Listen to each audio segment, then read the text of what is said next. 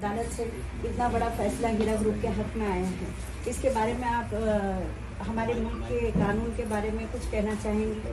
बिल्कुल जी, आज का दिन वही तो है कि देश का कानून बनने वाला दिन, देश की आज़ादी का दिन।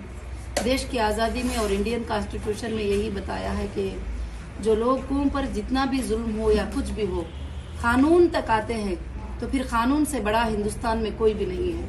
ना कोई पॉलिटिशियन, ना कोई ऑफिसर्स, ना कोई एजेंसीज, कोई भी नहीं है। कानून सबसे बड़ा है।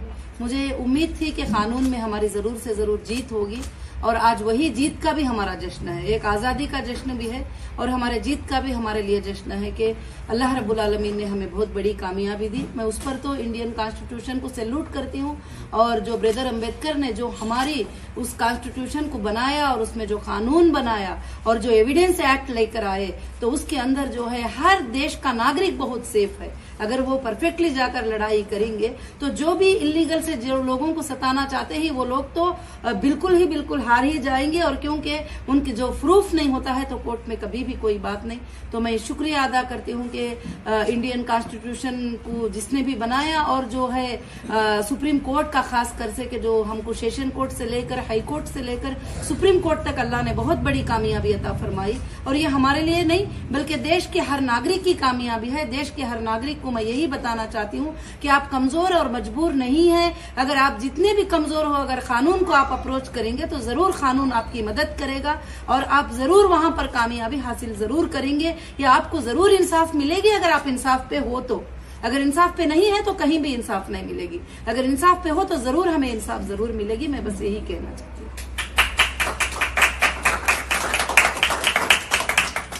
एक और सवाल है कि जो हमारी कम्युनिटी के बारे में, जिस कम्युनिटी से आप बिलोंग करती हैं, मैं बिलोंग करती हूँ, हमारे दिल में एक हमेशा से डर रहता है कि 125 करोड़ की आबादी वाले कॉन्स्टिट्यूशन में अगर हम जाएंगे तो हमें यहाँ से क्या फायदे मिलेंगे, हमारे लिए क्या होगा। तो इसमें आप कुछ रोशनी डालना चाहेंगे? जरूर कि इंडियन कॉन्स्टिट्यूशन में मुस्लिम को अलग इंसाफ नहीं है, हिंदू को अलग इंसाफ नहीं है, क्रिश्चियन को अलग इंसाफ नहीं है।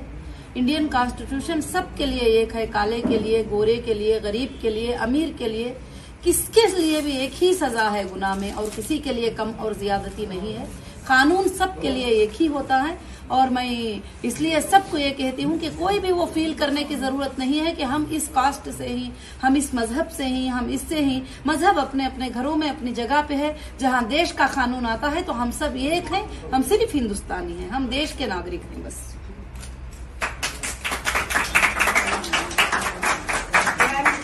हीरा ग्रुप की बात आती है तो हम महिला यानी वुमेन इनको पीछे नहीं रख सकते हैं। और आप क्योंकि इस वक्त पूरे इंडिया में नहीं पूरे इंटरनेशनल में एक एम्पावर्ड वुमेन यानी औरतों के लिए एक मिसाल बन के उठी है, तो आप औरतों को क्या कुछ ऐसा कहिए कि वो अपने अंदर की झिझक को निकाल के अपने टैलेंट को बाहर लाएं, उसके लिए आप क्या मैसेज देंगे?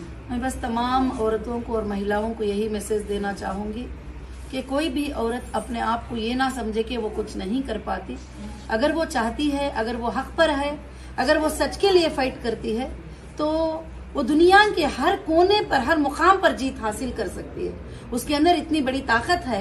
जब वो एक बच्चे को जन्म दे सकती है, उस बच्चे को परवरिश कर सकती है, तो फिर वो देश को भी परवरिश कर सकती है और वो इंसाफ को भी हासिल कर सकती है। और औरत नहीं है तो समझ जाओ कि दुनिया ही नहीं है। और वो औरत जो है जितने भी बाप बनकर अब दुनिया में दिख रहे हैं वो एक औरत के बेटे हैं।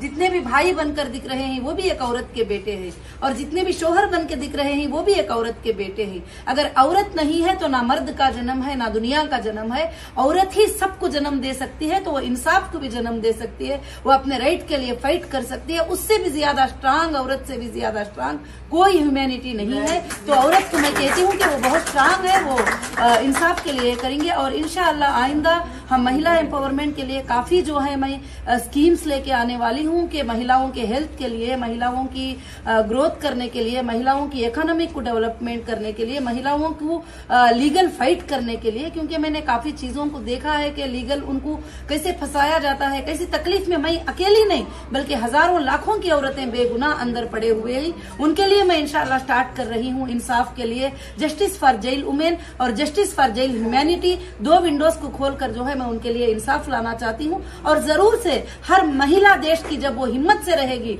अगर वो ला को एक बार पहचान लेगी, पड़ेगी, मगर वो आड़े सीधे रास्तों में गए बगैर वो सीधा रास्ता कोर्ट को अप्रोच करेगी तो जरूर से जरूर जो है उसे फायदा है। जैसा 12 साल से हम लड़ते आए थे, आज ये 2 साल 3 साल की लड़ाई नहीं थी बल्कि 2012 से लेकर आज तक सुप्रीम कोर्ट में फाइट किया तो आखिर हक की जो है जीत ही हुई और बातिल की हार ही हुई। ये हमारे लिए खुशी है और ये हमारे लिए एग्जाम्पल भी है, सारे महिलाओं के लिए एक एग्जाम्पल है कि मुस्लिम कम्युनिटी में रहते हुए भी जब मैं ये लड़ाई कर सकती हूँ तो फिर आप सब पीछे होने की कोई भी जरूरत नहीं है। और बहुत सारे लोगों के जहन में यह रहता है कि मुसलमानों को इंसाफ नहीं मिलती है, मुसलमानों को ऐसा होता है, मुसलमानों को ऐसा कुछ भी नहीं है। जब इंसाफ का दरवाजा आप पकड़ लो, जब आप कोर्ट को अप्रोच हो जाओ तो सबके लिए वहां मैंने एक ही इंसाफ देखी है, किसी के लिए कोई अलग इंसाफ मैंने नहीं देखा है वहां पर। Salute to Indian constitution. जी बिल्कुल। मैम, जब इंटरप्रेन्योर यानी जब आप डॉक्टर नोहेरा शेख की बात आएगी तो इंटरप्रेन्योरशिप की बात आएगी जी। यानी कि एक कंपनी, एक ग्रुप ऑफ कंपनीज को नेशनल इंटरनेशनल में चलाना और चला के दिखाना 18 साल, लेकिन कानून से उठ के फिर बाहर आना, तो आप जो है एज एन एंटरप्रेन्योर दूसरे बिजनेसमैन वुमेन को, खासतौर से एंटरप्रेन्योर वुमेन को देश की तरक्की में क्या मतलब कहना चाहेंगी कि उनको कैसे करना चाहिए कि इंडिया जैसे मुल्क को हम इंटरनेशनल में चमकाएं, आगे ले जाएं? इंशाअल्लाह जो है कि सबसे पहले मैं इस बात पर अल्लाह का शुक्र अदा करती हूँ, उसने मुझे एंटरप्रेन्योर बनाया और वर्ल्ड में मुझे मशहूर किया। और उसके बाद मैं तमाम मेरे सपोर्टर्स का, मेरे फैमिली मेंबर्स का, मेरे हीरा ग्रुप फैमिली का मैं शुक्र अदा करती हूँ कि जिन्होंने आज तक भी मेरे साथ और सपोर्ट में खड़े रहे। और आज क्या है कि मैं औरतों को यही कहती हूँ कि तुम जिंदगी में कभी भी ऊपर जाओ, तुम्हें खींचने वाले, तुम्हें दबाने वाले, तुम्हें गिराने वाले जरूर आएंगे, मगर तुम कभी भी अल्लाह पर भरोसा रखते हुए, अपने कानून पे भरोसा रखते हुए आगे बढ़ोगे तो जरूर से जरूर जो है तुम्हें कामयाबी मिलेगी। और हीरा ग्रुप आज भी फख्र के साथ ये बात कह सकती है कि कभी भी कोई इलीगल वे में जाकर कोई काम नहीं की तो फिर डरने की जरूरत ही नहीं थी। हम दुनिया के हर सबके सामने चैलेंज कर सकते हैं। जब हम कोई इलीगल वे में जाते नहीं है, लीगल में काम करते हैं तो हमें कभी भी डरने की जरूरत नहीं है। मैं तमाम इंडियन वुमेन्स को और तमाम वर्ल्ड के वुमेन्स को मैं यही मैसेज देना चाहूंगी कि वो जो काम करना चाहेंगे वो परफेक्टली करेंगे, कानून को और ऊपर वाले के कानून को दोनों को भी देखते हुए, तो वो कभी भी नहीं हारेंगे, जरूर कामयाब होती ही रहेगी। 2 सवाल हीरा ग्रुप के लिए कि जब हीरा ग्रुप एक वाहिद कंपनी ऐसी हमारे नजर में आ रही है जो इतने बड़े शौक के बाद वापस आई है कि उससे पहले हमको कोई दरवाजा, जो मेंबर्स थे उनको अल्लाह के सिवा कोई दरवाजा नहीं था, तो अब जब वापस आई है तो आप हमारे मेंबर्स को क्या कहेंगे? मैं मेरे मेंबर्स को तो हमेशा, उनको तो मैं हर वक्त दुआओं में, तहज्जुद में याद करती हूँ और उनके लिए मैं दुआएं करती हूँ।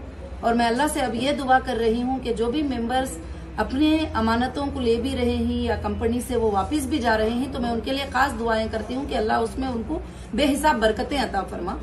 और दूसरी बात, मैं उनको जो मेंबर्स हमारे साथ में खड़े हैं, मैं अल्लाह से ये दुआ करती हूँ कि जो भरोसा करके ऐसी हालत में, जबकि समंदर में नाव जो है तीर रही है, ऐसी हालत में साथ में खड़ने को जो तैयार हो गए, अल्लाह तो उनको इतने बरकतें अता फरमा, इतने बरकतें अता फरमा कि उनकी नस्लें कभी भी जो है उनके नस्लों में कमी ना आए, बेबरकती ना हो, और ऐसी बरकतें उनको अता फरमा। और ऐसे जराये जो है हमारे को ग्रुप में जो है तू पैदा कर दे। तो अल्लाह ने वैसे जराये पैदा भी कर दिया है। आइंदा के कुछ दिनों में इंशाअल्लाह सारे लोग वो खुशखबरियां अल्लाह के फजल से जरूर से इंशाअल्लाह देखेंगे। हम थोड़ा सा देख रहे थे, आपकी वेबसाइट पे भी है और जगह पे देख रहे हैं कि गेट वन कॉइन जी, तो उसके बारे में आप थोड़ा सा बताइए कि कॉइन, क्योंकि हीरा और गोल्ड जी, हीरा ग्रुप और गोल्ड या नोहेरा शेख, डॉक्टर नोहेरा शेख और गोल्ड को अलग नहीं किया जा सकता। जी जी बिल्कुल। थोड़ा सा गोल्ड के बारे में आप बताएं। और माशाअल्लाह अल्लाह के फजल से अभी डिजिटल दुनिया आ चुकी है, फिजिकल बिजनेसेस बहुत कम हो चुके हैं, लोग ट्रैवल करना, उधर से इधर आना, डिलीवरी लेके जाना, ये सब कुछ पॉसिबल नहीं है।